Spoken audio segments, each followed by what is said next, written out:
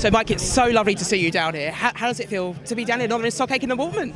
It's great, yeah. I mean, Mike Stock said, we'd love you to come up and unveil it with us and say a few words. So I said, yeah. So popped over to Mike's this morning. We drove up, and here we are. It's great. I mean, it's, you know, for anybody, when you see a plaque on the wall, you think, okay, I'm there now in perpetuity. It's really good.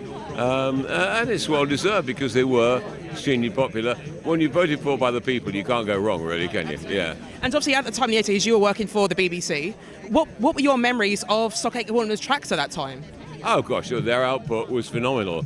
You know, hit after hit after hit. Of course, the more hits you have, the more people want to be with you. Like anything, the more successful you are, the more you attract people. So artists thought, wow, we go with them, we'll have a hit. Even someone like Cliff having a one-off hit with them. So people go, yeah, they're actually, they're the informed, like the informed racehorse. Everyone will back it. So they were for many, many years. And I think the surprising thing is that, you know, they had all their pop hits, but the press kind of slammed them a bit, didn't they, for being too, like, manufactured. So obviously they came up with Roadblock, which really surprised, you know, DJs, didn't it? Yeah, it's their own single Roadblock, which was quite interesting.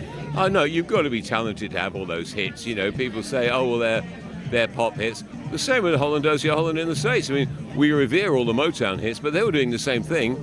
It was like artists coming in, going out, coming out. The fact that you can turn things out very quickly doesn't mean you're any less talented.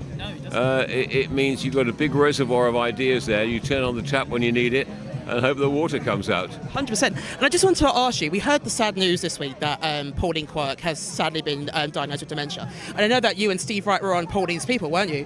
What was she like to work with? Great, that was our first TV. We didn't know what we were doing. We hadn't got a clue. No, great. Pauline was great. She was very, very nice and all that gang. And I think Mike Holloway from there had a bit of bad luck before Christmas. I think he got attacked or something. So, yeah, our heart goes out to them. I mean, she was lovely. I mean, I said, you know, great to give us our first TV. And Roger Price, their producer, got Steve and myself to write some of the script for that show as well, which is quite fun, yeah. And how did it affect you hearing the news that sadly she has got dementia? Yeah, it's terrible. It can happen to anybody. You know, and we've yet to find out really why. It's like Parkinson's. We know a lot of people with Parkinson's, and you know, it can suddenly hit you, and it's you know, these are terrible diseases. You know, in the current thing, we've eradicated things like generally smallpox and you know the plague and stuff like that. But other things come back to hit you, and we don't know what they are. Well, we've got you know top medics now and top people. They must come up with something, I think, somewhere along the way.